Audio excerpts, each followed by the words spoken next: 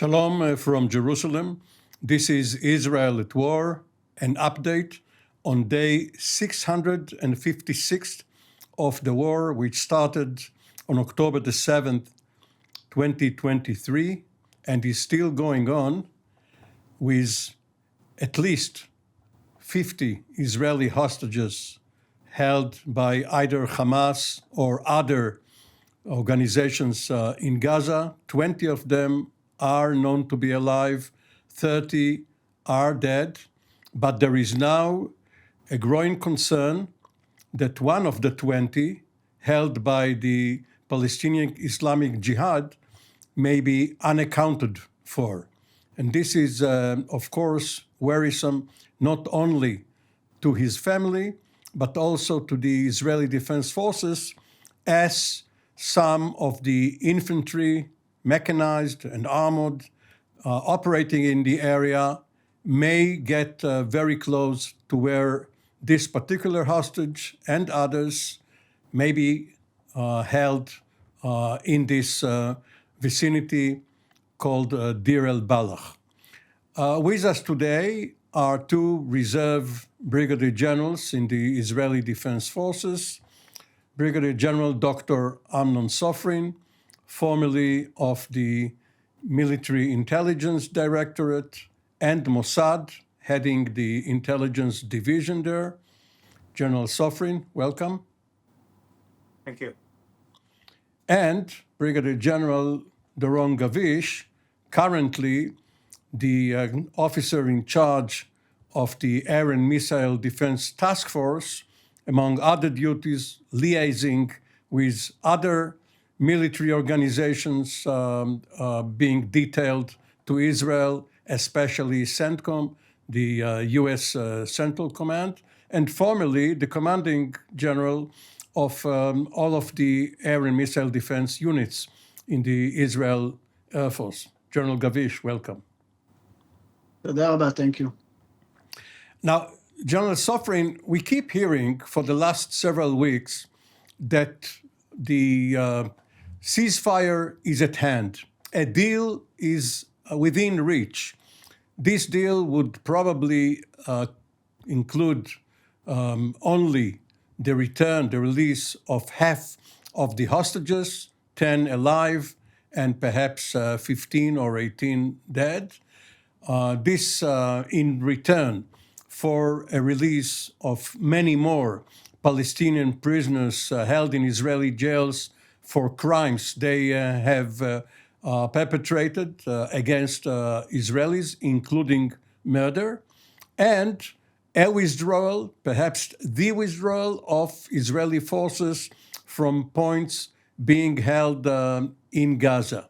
Not yet the cessation of hostilities, the end of the war.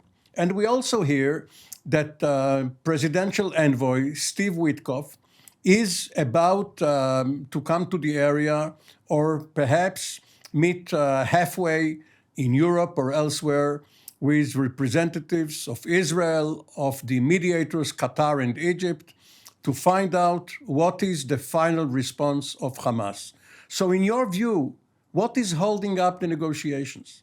I think that the main issue is what Hamas is demanding right now.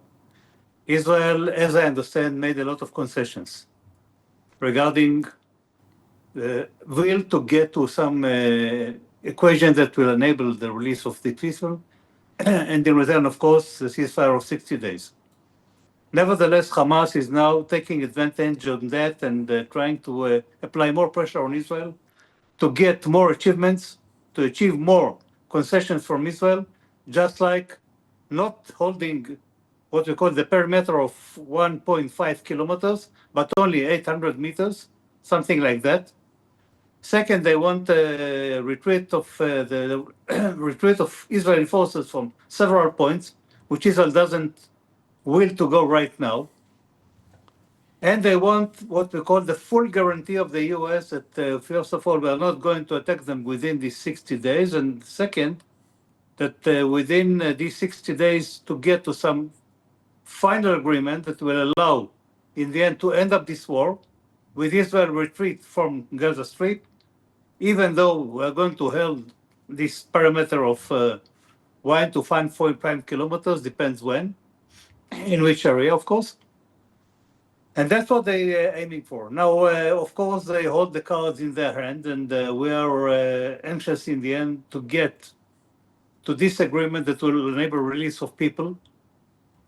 Now, regarding the Americans, Mr. Witkoff is coming to the Middle East not only to meet with Hamas, with the go-between countries, meaning Qatar and Egypt, in Rome, but maybe to join the discussion that is going to be held between the Deputy Minister of Foreign Affairs of Iran with the Ministers of Foreign Affairs, or Deputy of Ministers of Foreign Affairs of France, UK, and Germany, that are going to discuss in Europe within the coming days, and to try to get Iran back to the negotiating table and to get it to talk to the Americans and to get to some agreement that will, in the end, enable, first of all, to demolish or to seize all the nuclear activity in Iran, even though the Minister of Foreign Affairs of Iran, Arkachi, keep on claiming that the enrichment is what we call a provision. We are not going to give it up, never. It is very initial for us. It's a great achievement of our scientists, and we are going to stick to it. But they're trying to get to, because I think that the Iranians are scared mainly from the issue of the snapback, of activating the snapback mechanism that will enable to apply more sanctions on Iran, and therefore they are willing to go and to have this discussion in Europe. I believe that Mr. Witkoff is going to attend there and to wait to see what happens in Qatar, and maybe to meet the Qataris and the Egyptians in Rome, and to try to understand where are the gaps and how to bridge them. Now, leaving Iran aside for a moment, and going back to the perimeter which you mentioned. Now, you are a very experienced surveillance and reconnaissance officer. Can you explain what is the problem if the Israeli-Gaza border is approximately 60 kilometers long, and you have positions around it, and you have all sorts of vehicles flying over it and other sensors? What is the difference between 800 meters and 1,500 meters? Once you see someone with hostile intentions trying to get close to the border, you warn them, and if they keep coming, you shoot at them. I agree with what you say. Now, let's remember that before October 7, we were deployed along Gaza Strip. We had a lot of sensors that covered the area, and we thought we have what we call a very good information about what is happening in Gaza, and we were totally surprised. Now, we don't want it to, what we call this mistake to return on itself. We learn from the history. Now, living or holding the perimeter in Gaza of 800 meters, 1,500 meters, doesn't really matter. It's not the depth. It's what we call the topography. When you sit on what we call the dominant areas in Gaza, you control the area from between. And first of all, this is first. And second, you create some what we call a buffer zone between Gaza and between the Israeli kibbutzim that is surrounding Gaza. This is a ratio of that, and I believe this is very efficient, and I think that we should stick to that, and we should not give it up. Now, General Gavish, you're a senior member of the Israeli Air Force High Command, now in the reserves, but formerly you were one of the few brigadier generals, and the IAF chief is a major general. In other militaries, of course, there are higher ranks for people in your positions. And in other militaries, the air and missile defense units may be under the army, the ground forces, rather than in the Air Force. But being an Air Force officer, can you explain, please, what is meant by the Minister of Defense's declaration the other day that Israel will try to adopt an enforcement policy vis-à-vis Iran if it sees a renewed effort by the Iranians either on the nuclear dimension or in the ballistic missile side of the house? How can you enforce it by air? Well, Amir, we should probably have to go back to our national strategy, and we've talked about it in the past, and I think this is the place to talk about it once again. I think that one of the main lesson learned coming out of the war that we are in is that, as we remember, in Israel's national strategy, we have four main pillars. Decisiveness, mainly in our operationals, in the offense. Of course, active defense, passive defense, and alert. And we hope that all of this will bring us deterrence. I think that what came out of this war is that within our national strategy, we have also to look on prevention strategy or prevention pillar within our strategy. Because we've seen what happened around us. We see the amount of weapons that our enemies held. We're talking about hundreds and of thousands of missiles, rockets, and of course, if they would use all of it against us, we all understand what could happen, and we now know that they are willing to utilize it against Israel. So, therefore, within our national strategy, we have to talk about prevention, and we have to talk about preventing our enemies to come to those capabilities that we cannot stand here in Israel. We see it, by the way, in Lebanon, where Israel is enforcing the agreement. And whenever the Hezbollah is trying to do all kind of things which are out of the agreement, Israel immediately is retaliating to it. And this is very important. So I think this is, if we kind of copy-paste the same attitude toward Iran, this is probably what our Minister of Defense means, that also there we understand that if the Iranians would continue with their plan like nothing happened, we would have to go back to square one. We would have to reinforce and make sure that we keep them in a situation they are at now, and even maybe to take them some few years back. Dr. Sofrin, let me ask you in your academic capacity, because you wrote your PhD on decision making in Israel. And what General Gavish just recounted is a departure from the Israeli policy. Israel had, of course, preempted when it knew that the other side was going to land a blow.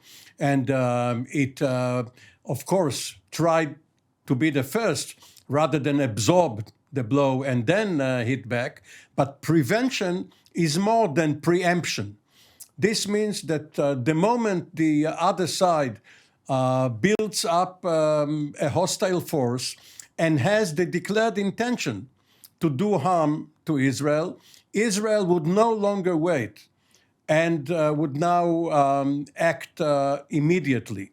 Now, this was done only against nuclear threats in the past, both in Iraq and in Syria.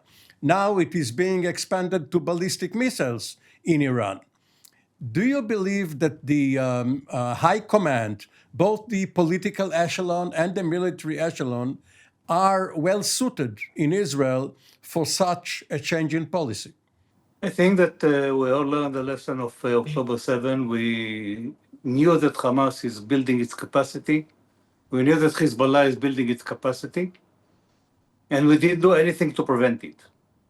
That means we allowed them to grow and grow and grow and get more advanced weapon systems and to build their capacity to be able to launch attacks into Israel, just like Hamas did on October 7th. And lucky for us, Hezbollah didn't follow it on October 8th. or October 7. That means that the Israeli concept has now changed for the time being. I'm not sure as how long it's going to last. But for the time being, since we are in a situation of war, it doesn't really matter in how many arenas, but nevertheless, we're fighting right now. And that means that we are not going to allow, in my understanding, of course, the new policy, we're not going to allow anyone to get more weapon systems and more capacity building in order to be able to surprise Israel and to eat it when time comes.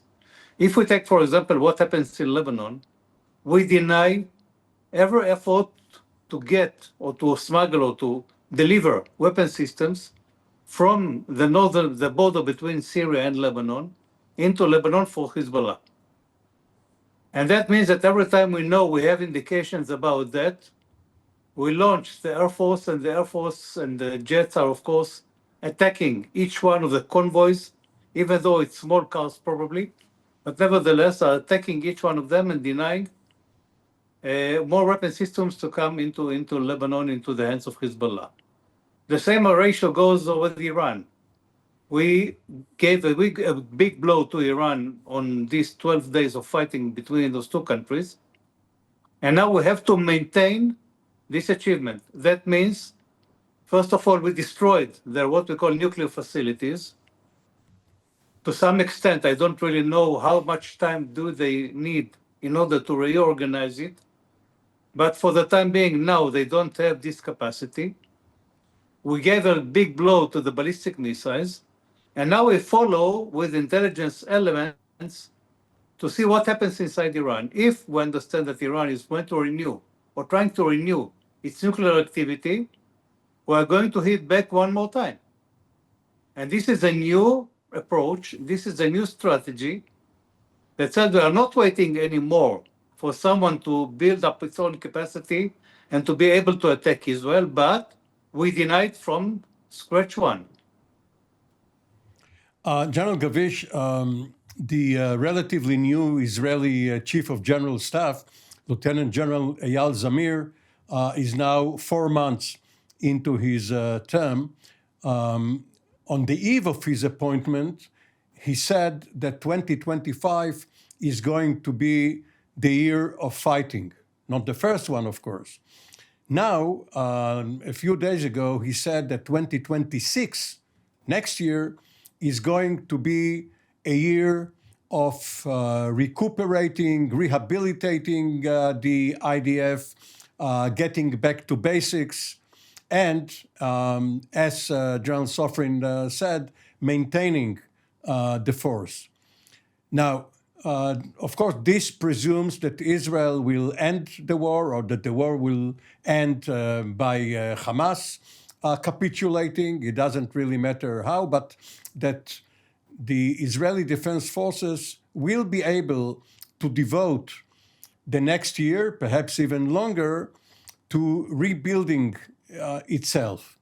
Now, what we see in Gaza, as well as vis-a-vis Hezbollah, the Houthis, Iran, Syria, is a mixture of standoff operations, mostly by air, and maneuver warfare by armored, mechanized, and infantry forces.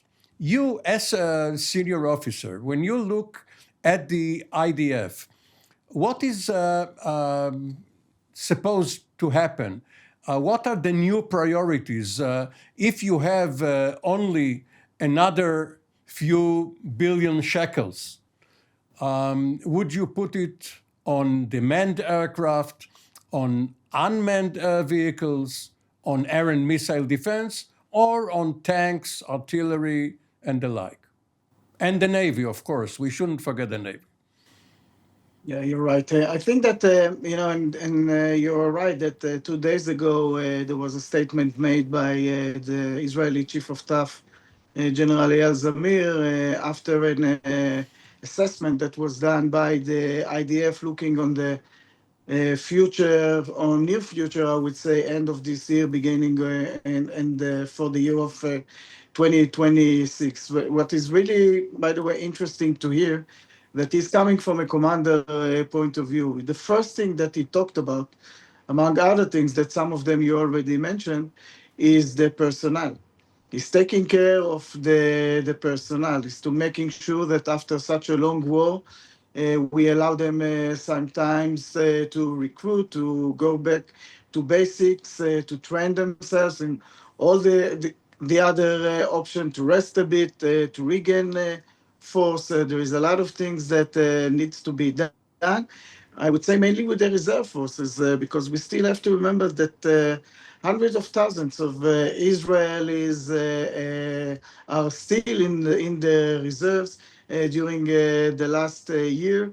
A lot of them coming out of their daily jobs and going back to their life. It's not something which is easy, and we need also to support that. Now we are all talking like the war is already ended, and the story is that the war is not ended yet. So what General Zamir is talking is really about how to find a balance between, from one hand, to see how do we, how are we working with those forces during the continued war, but also how do we look into the future. And again, number one is the personnel.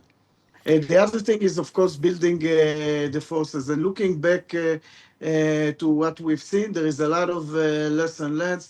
We do see some trends, of course, the Air Force, which we all knew before how important it is, but we understand now that it is even more important because you have to fly very long distance flights in order to fight your enemies. And this is something that needs to be also built for the next few years. Of course, intelligence. We all the time talk about intelligence, but when your enemies are even far from those next to your border, you have to be much more sophisticated on your intelligence and alert capabilities. Just an example, the Houthis. And the Houthis, it is an arena. They shot toward Israel more than a few hundred projectiles already, some of them UAV, some of them missiles, and we didn't really have any intelligence with regard to the Houthis. So intelligence, the Mediterranean is changing. We could all see what is happening in Syria, in Lebanon, and so intelligence going to be a significant part also into the future.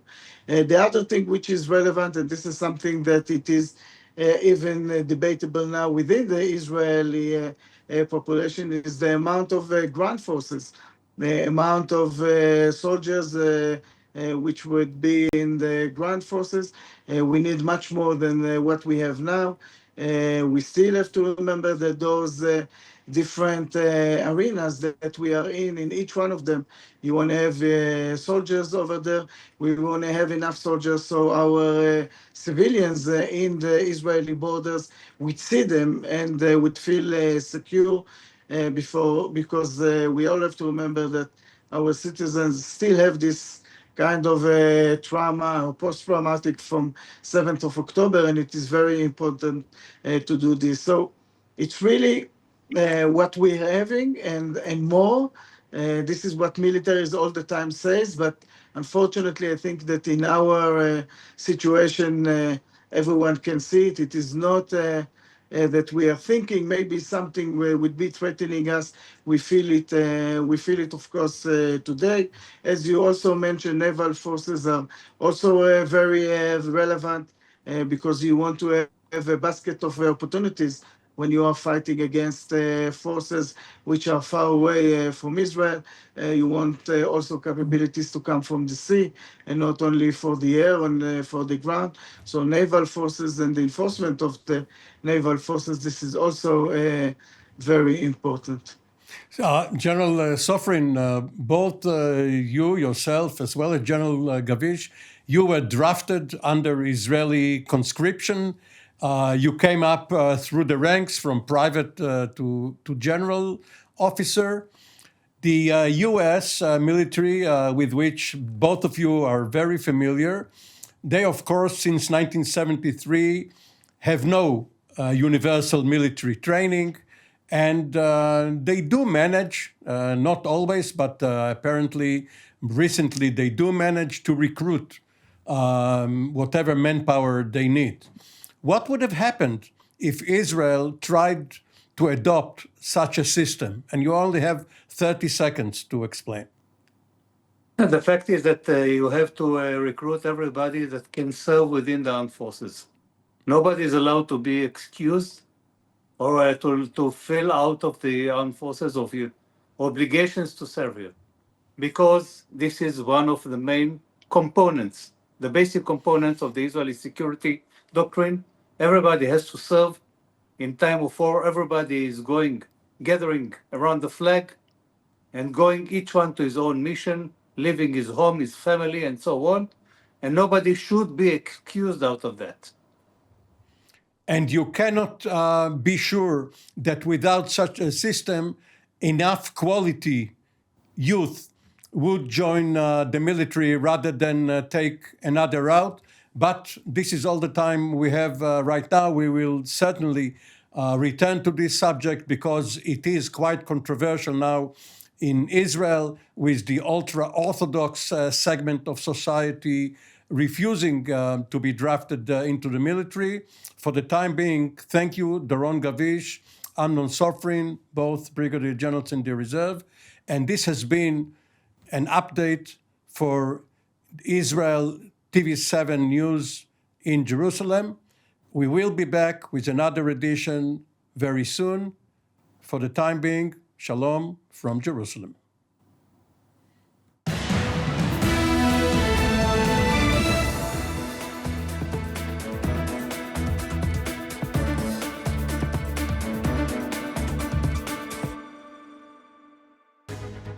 My name is Doron Gavish, and my background, 30 years of serving in the Israeli Air Force. My last job, I was the commander of the Israeli Air and Missile Defense during the introduction of the Iron Dome to the defense of Israel. All of this allows me really to be part of the team here in TV7. It is super important to have such a platform. We talk about the global situation, we talk about Israel and those different angles which are relevant to the discussion.